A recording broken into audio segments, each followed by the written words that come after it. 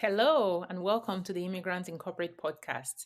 I'm excited to share the conversation today with my guest, Urmi Hossain. Urmi is a full time female worker in the financial service industry based in Quebec, Canada. She has been working in this industry for about 6 years and she comes from an educational background in finance. She is currently pursuing a CFA designation. In her free time, Hormi volunteers for causes such as women's empowerment and giving back to the non privileged. As you would see from our conversation, she's also a big proponent of self investing and continuous learning. She has her own blog and YouTube channel. She has also written her first book, Discovering Your Identity, A Rebirth from Interracial Struggle, where she talks about her own struggle in finding her identity. Rumi considers herself to be Italian Bengali. Ambitious and go getter are the two words that describe her the most. Indeed, one of her big ambitious goals is to deliver a TED Talk.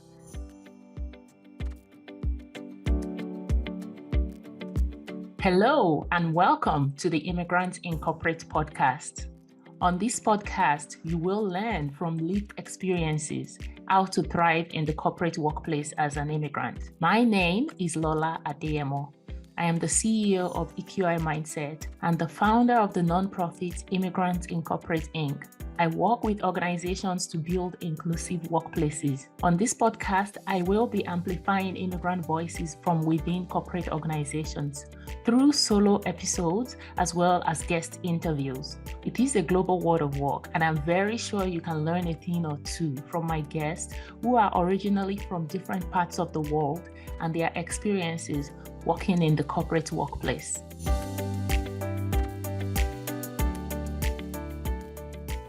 Hello and welcome to the Immigrants Incorporate podcast. I am excited to have a conversation with Urmi Hossain today. Hi, Urmi. Hi, how are you? I'm good. Thank you so much for joining us and being here today to chat with me. I'm going to jump right in and just ask you to share a little bit about your immigrant story. Let's get to meet you. Some of your where you were born, your background, and when you moved. Of course. So, as you mentioned, my name is Urmi, and I was born and raised in Italy. My parents are from Bangladesh, so they were actually immigrants when they first moved to Italy. They moved after marriage to start a new life, and then I was born there. So I always tell people I am Italian by birth and Bengali by blood. And now I also tell everyone that I am Canadian by law because it has been so many years that I've been living in Canada that I got entitled to have the Canadian citizenship. So Nice. I did my whole life, my studies in Italy until I moved to Canada. I moved to Canada in 2010 for various reasons, and one of them being me wanting to study in Canada. And I've been working in the financial services industry for about 6 years. Okay, okay. Yeah. Definitely a mix of different beautiful ethnic background. Oh, one of the things I wanted to ask you. So you immigrated to Canada. Did you work in your home country before you moved, or did you just move from school? No, I did not work when I was in my home country because I was 18. Okay, when you moved. Um, I Okay. was 18 when I moved, and that was the thing. My parents didn't want me to work because it was like, I'm going to provide everything for you. So that's why I only started to move after I moved from Italy to Canada. And it all started Okay. with a part time job. Yeah. Okay. Okay. Yeah. And I always ask that because sometimes you also will bring that perspective of working from in corporate world from back home and working in the corporate world in a different country. Well, all right. So, can you share a little bit about your entry into the corporate world now? What's your career background and what did you study and what are the experiences, some of the key experiences and milestones in your career that have guided your journey so far? So I come from an educational background in finance. I did this bachelor degree in finance, and I also completed the honors program in finance. So it took me literally 5 years to finish the program, especially because I had to complete some extra courses, being myself an immigrant, and I didn't pursue the college in Canada.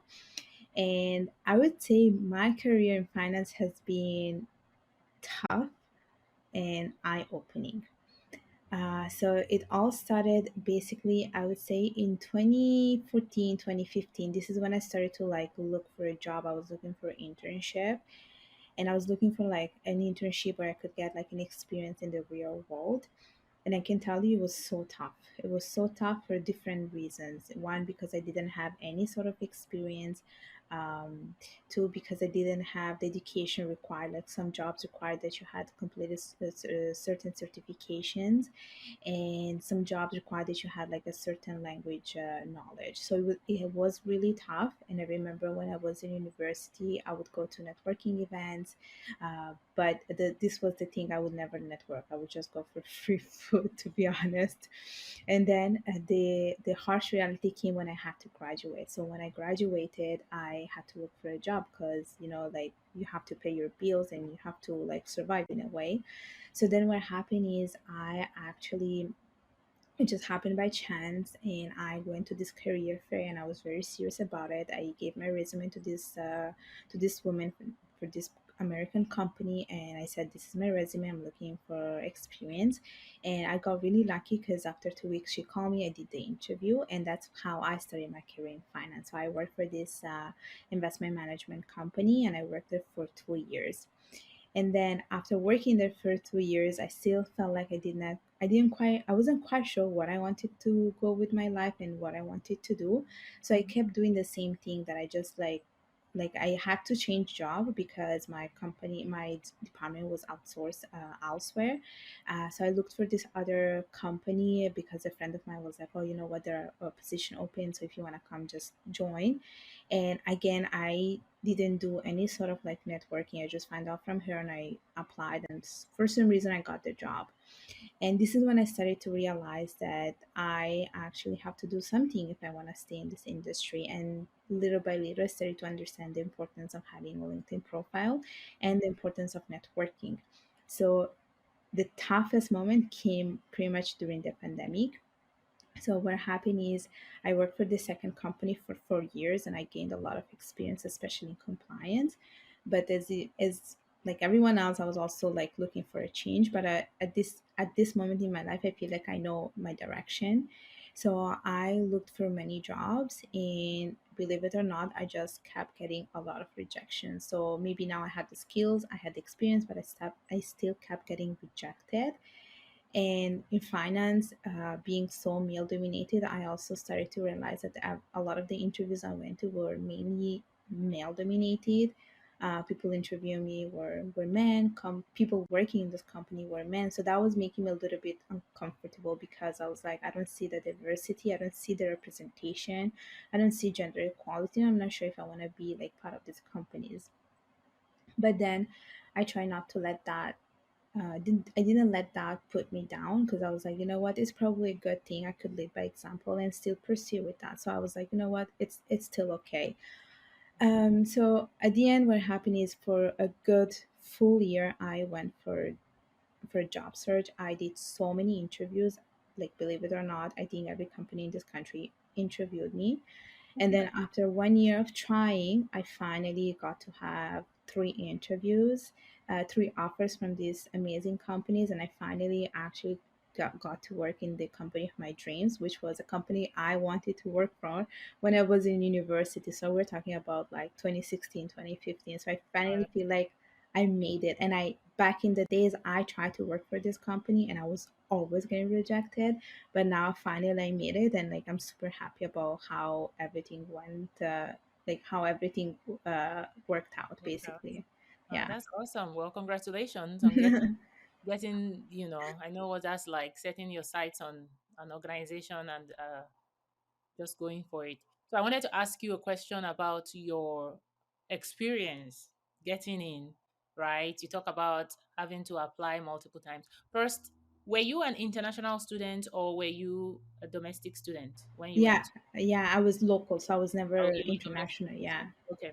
So did you when you were trying to find jobs and you had almost a year trying to switch jobs after the internship company, what are some of the barriers that you what do you think around why it took you so long? Is that industry specific? Is that normal for everybody in that industry, or Did you think anything had to do with you personally?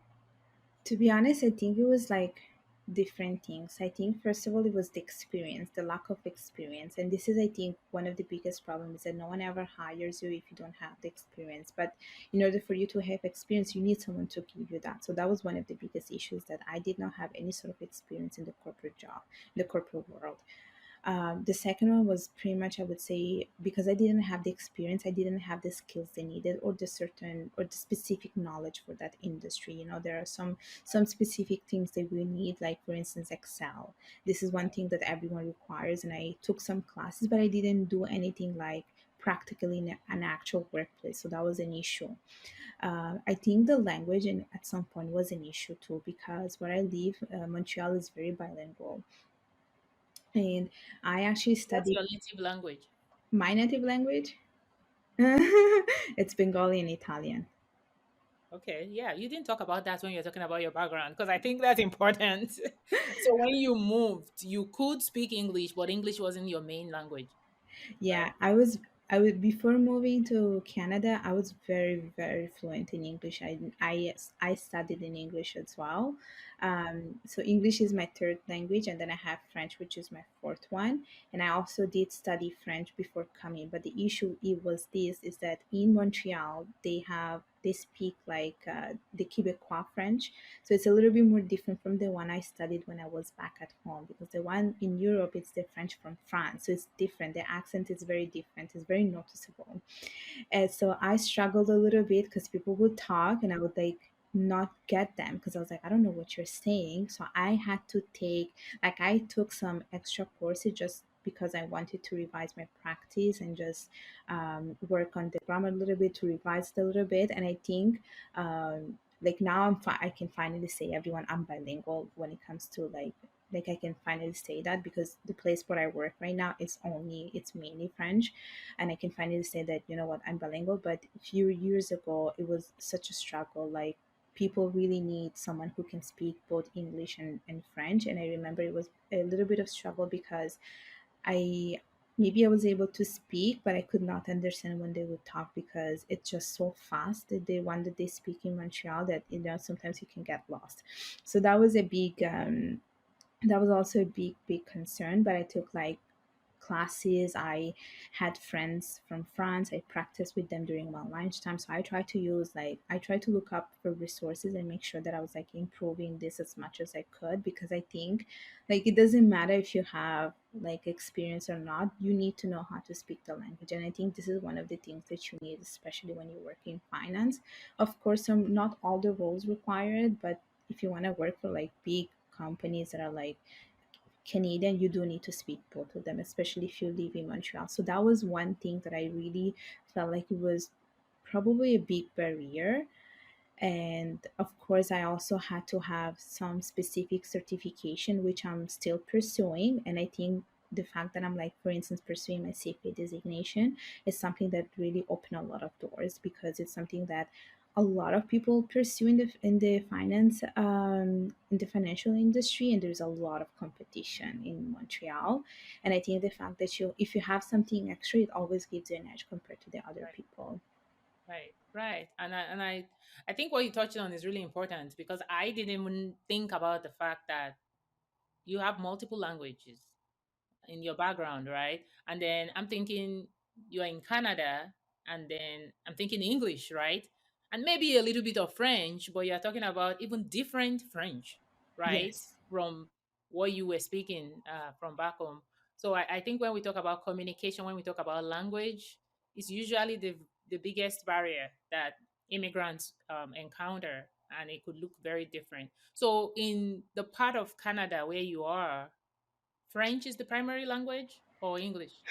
We live in Quebec, where it's Quebec. bilingual, but I mean, technically it should be both, but because we're in Quebec, I think they give a little bit of more preference to our The French. French. Okay. Yeah. Okay. Is this where you went to school?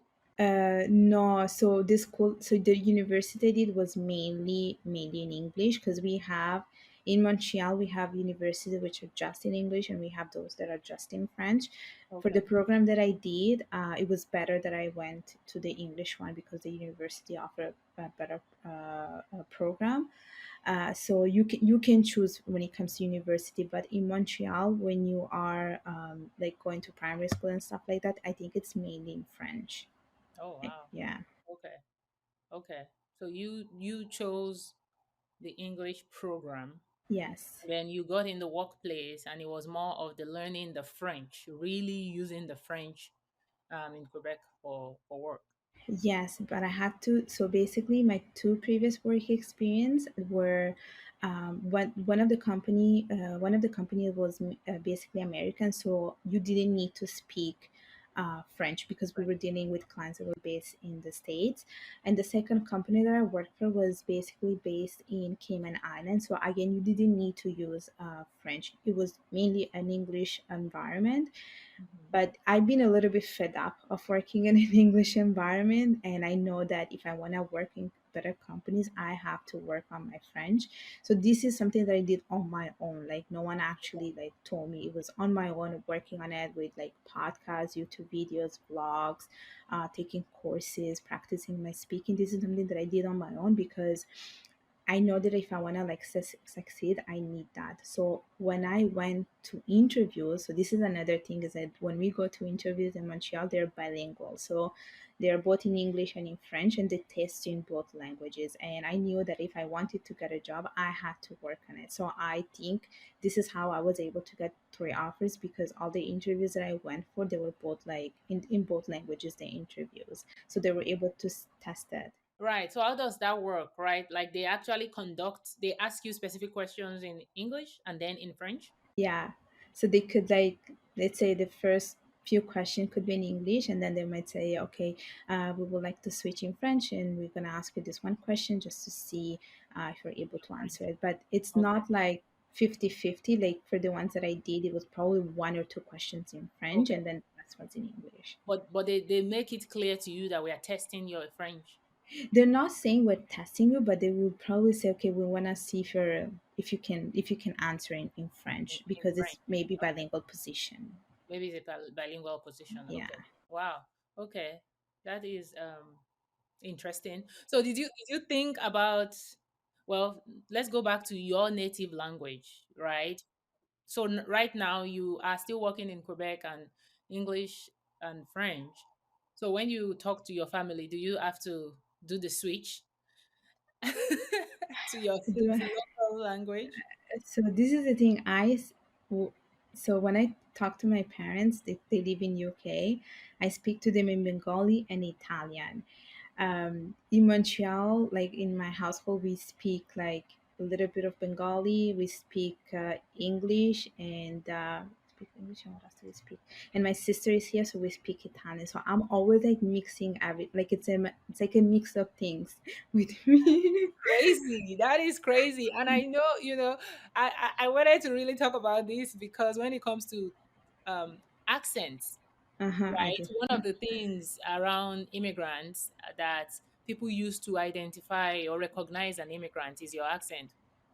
And I always look at it like this person who has an accent probably speaks more languages than you can, and you're making a judgment on skills because of the accent. The accent is Yeah. actually showing that this person has more language skills, Yes. and is juggling a lot. So I think we've kind of already started going into the third section, which is how are you thriving at this immigrant intersection? And a big part of this is communication.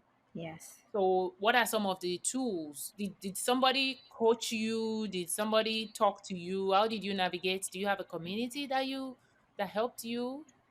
You know what? It was a lot of I want to say self independence work. I don't know if this exists, but everything that I did was just things that I learned on my own, and I did my own research to figure out how to Mhm. like excel. So, for instance, like just to tell you how I have succeeded. So, for instance, with the language, I did courses. I have friends with who I just speak only in French. I attended like a workshop in French. I did conversation groups in French. That was one thing. The other thing that was most very important for me was having a LinkedIn profile because I never had it. So this is the thing is that back in Italy, no one has a LinkedIn profile. Like they don't really. It's not emphasized to have one. Because even when I speak to my friends in Italy, they're like, yeah, LinkedIn is not big as much as it is in the States or in Canada. So I only created my LinkedIn profile literally 3 years ago, but I'm glad that I did that because I had people like connect with me and telling me, okay, there is this job. Are you interested to do like an interview? Because you have like headhunters like hunting you, and so I'm glad that I did that, and I'm glad that I did that because I did not realize that I had so many things that I could show to people. Because sometimes it's not just about work experience, but it's also extracurricular activities. And I had so many, and employers value that. So it's Right. important to put that.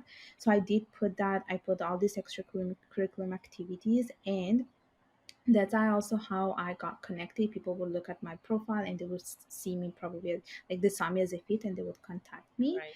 And then I joined basically because you spoke about communication. I joined Toastmaster Club, which is a public speaking club. I joined that and I'm so glad I did because it helped me so much to handle impromptu speeches because they really, you practice your impromptu speeches and you need those when you go for a job interview because during the Right. job interview you do not know what they're gonna ask you. So I go to the Toastmaster Club, I practice my impromptu speeches, and I'm able to like answer questions. So that helped me a lot. And then the fact that I actually built a network, and I cannot like stress enough how important it is to have a network, because I did not have a network. I did not care about network, but I realized that it's only through recommendation and reference that you're able to like get into a company. And this is what happened with me like in my own experience. So these are some of the things that I did. And the last one is I built my own personal brand in the last few years, like through my YouTube channel and blog. And I think it's because like when you have these extra things, it just gives something to a potential employer. Like it just shows what kind of person you are. And I noticed that the people that like offer me jobs and stuff like that, they did watch some of my stuff, and they really liked it. So it really shows that you have something extra. And so I did a lot of work on my own just to like see how I could excel. And honestly, it worked. It worked fine. Like it's working. Yeah. Oh my gosh. Yeah. I love that. I love hearing about that because I also love LinkedIn, but it's one of those things where it's not everybody that is on LinkedIn. It's not everybody that is using it properly. Because I liken it to if you want to go to an Ivy League school, you don't just say because I have the right GPA, I'm going to get in. You have to do a lot of extras and you have to show them these other extras. So there's nothing that helps you do that in the professional space like LinkedIn because you are connecting with a network, but you're also showcasing your skill set. And Yeah, so, how yeah. did you discover LinkedIn and did you get any professional help building your LinkedIn? So this is the thing. I wanted to create a LinkedIn profile back in 2015, but I never did that. I'm telling you, I was like, I don't know why I didn't. I told myself because you talked about like GPA. I had a good GPA and I thought, oh, as long as I have a good GPA, someone will hire me. But I was so wrong about that. Like, no one is going to hire if you have a good GPA. And even when I started working, I still didn't have LinkedIn. And basically what happened is I got introduced to LinkedIn from one of my closest friends. We were just talking and she was telling me like why are you not on LinkedIn? Like if you want people to like hire you, if you want to get connection, if you want to work somewhere, you need to have this because it will show who you are to the world. So I didn't get like I attended like a few workshops, and even attending a few workshops, I still didn't create a LinkedIn profile. It was only pretty much like 3 years ago that I was like, you know what, I think it's time that I create one. And then I watched a bunch of videos on YouTube because we have like coaches on YouTube that teach you how to create a LinkedIn profile. I watch a lot of that, and that's how I try to like work on my LinkedIn profile. So I was literally introduced by a friend, and I used YouTube as my it was literally my best friend when it came to like creating my LinkedIn profile. That's awesome. That's amazing. There's a ton of resources out there, especially if you're trying to grow a corporate career. And as immigrants, a lot of times we don't know, like you said, it's different in Italy than in Canada. So we have to also understand what are the things that gives us an advantage where we are, not necessarily what worked. in our home country, right?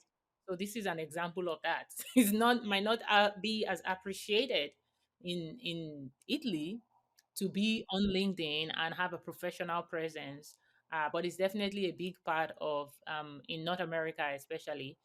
It is, and I think it's growing globally as well. You know, Yeah, I guess so. I do still think that in Italy it's not as used as much because, like, I still talk to my high school friends and they do have a LinkedIn profile, at least some of them, but it's like they don't write too much on it because they're like, we don't use it. They said they don't use it. And this is the other thing is that since I still talk to some of my friends who live in Italy, they were telling me that in Italy, like usually when someone works, they just stick to that company until they retire. Whereas in Canada, I noticed that people just keep hopping from one people move job to around. another a Yep. lot. In Italy, you don't do that. It's not common to do that. It's very unusual if you keep like changing job after a year or two. It's not like something that people do. This is one thing I noticed. And when I do compare like my life, like the work life in the work situation in Canada and how it is back in Italy, like I do feel like people in Canada, especially like Montreal, I noticed this after I moved, is that people are very like competitive. Like there's a lot of competition because people do a lot of things like in terms of education and work experience, so you can see that they're always improving themselves. But in Italy there's no such thing. Like people, if they can go to high school or get to university, they're happy with that. They're literally happy with that. So Yeah, definitely cultural differences. And yeah, I appreciate you talking about that. If you were speaking to other immigrant professionals or maybe international student teenagers who are coming in from Italy, like you did a couple of years ago now, looking back, what are some of the advice that you will give them, especially if they want to get into corporate and thrive in their career? so I did get this question asked from someone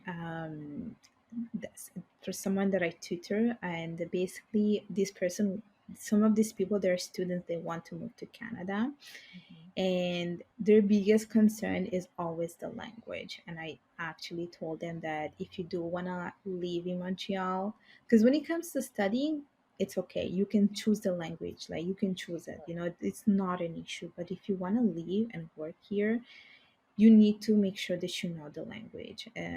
Like maybe we're moving a little bit toward English. I don't know, but I think you still have to make sure that you do know at least an intermediate level of French, because you need that to work in Quebec. So that's one thing that I would tell them is to make sure that at least you are aware of this. That there might be a language barrier, and that would be like one thing that I would tell to all the international student. And also another thing that I would tell people, especially people that want to move to Canada to work, is to be aware of the cultural differences. And the reason why I'm telling you this is because I had someone who came from India and she had only work experience in India. So she moved to Canada and she was telling me about this big, like she had, I think, a culture shock because basically I think back at home in India, people tend to be really loud in their office.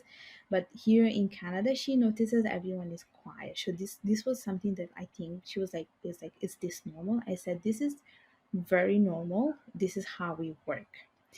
And also, when it comes to that, is that another thing that people should be aware of, because I was talking to someone about this, is that there is an address etiquette that people should be aware of. Like in some countries, it's okay however you dress, but especially in Canada, like you want to be aware of this cultural difference when it comes to also dressing to go to an office. And this may be for granted, but it's really not, because there are still some people that they might be a little bit too revealing, and that's one thing that I noticed. So to be aware of this, and also the body language, that's so important. What might be like, maybe in some countries it's okay to be too close to someone, for your boss and stuff like that, but in some other countries you want to keep a distance and you want to like put some limits and boundaries. And I think these are so important when it comes to like working in another country. So these are some of the things I would definitely suggest someone to do like the research on, and of course to do a lot of research when it comes to like the cost of living. People might not be aware on things like how much it costs to live in a country, what are some of your expenses, what the government covers for you.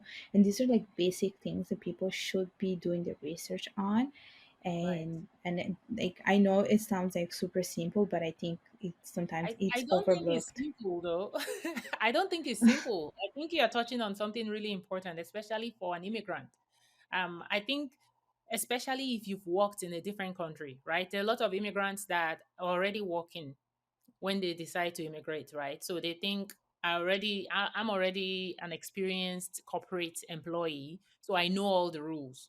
But you have to investigate, you have to do your research based on where you are going, right? If you're coming to US, fine, you can focus on English. But even speaking English is different when you're coming to US or British English, right? So there are still differences even within the same language. So Yeah. um, that's important.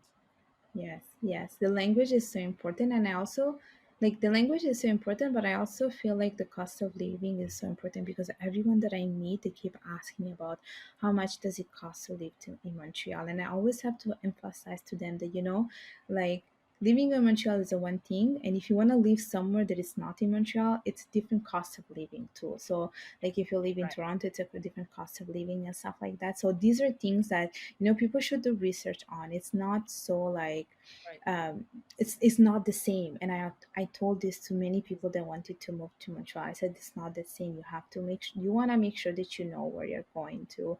Of course, some cities like Toronto, they have much like opportunities, but of course it costs a little bit more compared to Montreal. And of course, Montreal, if you want to live here, there is this whole thing with the language. So right. And that's where the difference falls, right? The reason why, especially cost of living, is also important is a lot of times as immigrants, when you are negotiating for your salary for a corporate job, you are comparing it to your home, right? No, you have to compare your salary to the standard of living where you're going and what the pay rate is for everybody else. Because I've seen immigrants that move and accept a job offer because the offer sounded really good, and then moving to a place like Northern California in the US, and you realize my pay is one of the lowest. I can't even afford, to live and survive on this.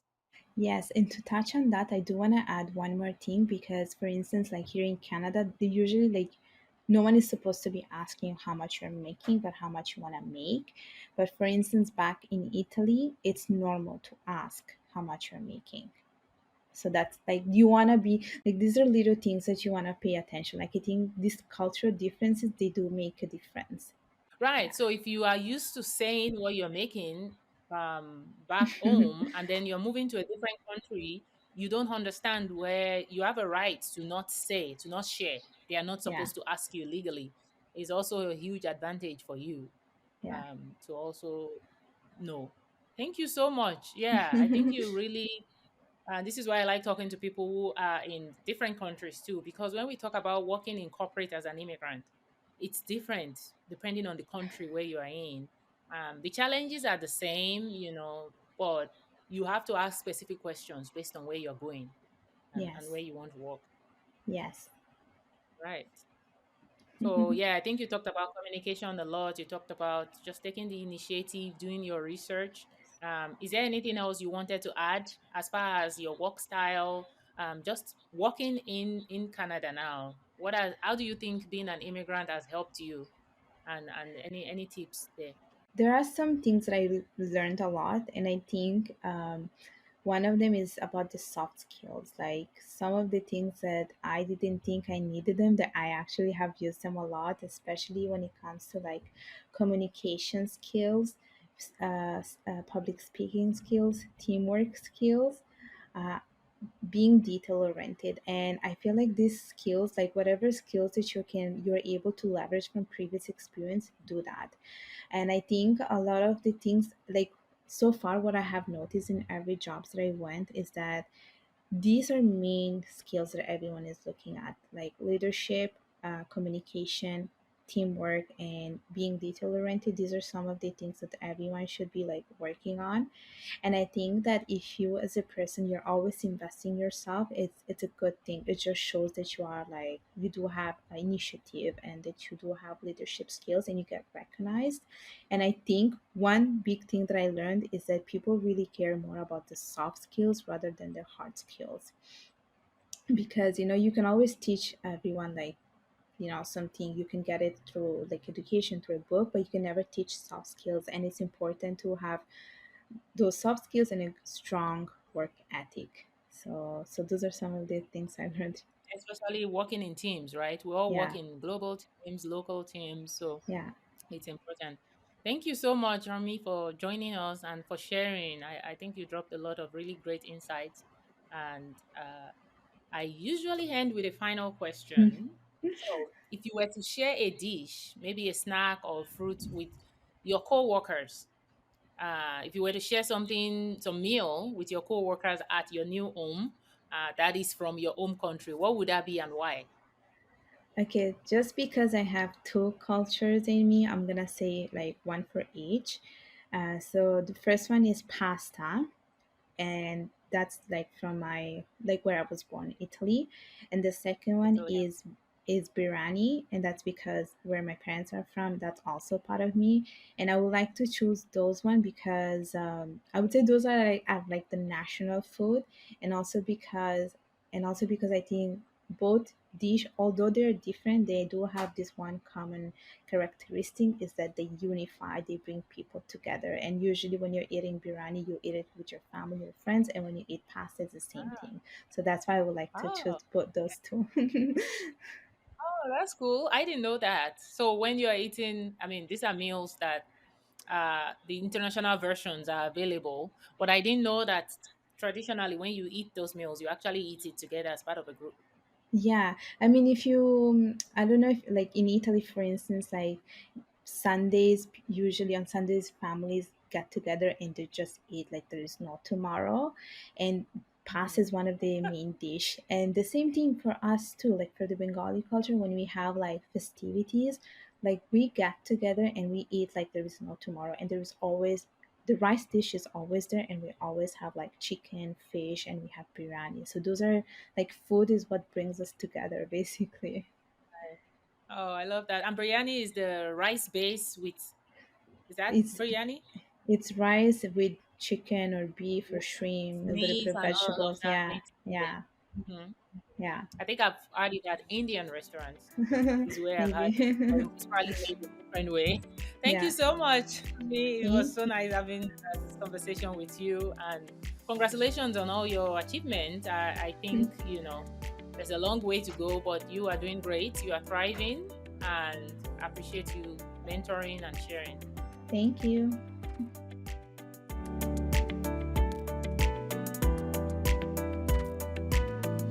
Thank you for joining me, Lola Adeyemo, as always, for these important conversations on the corporate world of work from the immigrant perspective. For more resources and upcoming events, please visit our website, www.immigrantsincorporate.org.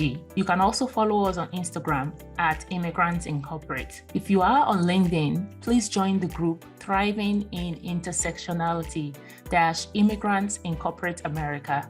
There will be a new episode every week, so make sure you are subscribed to get notified. Please leave us a rating, leave a review, and I hope to see you next time. Thank you.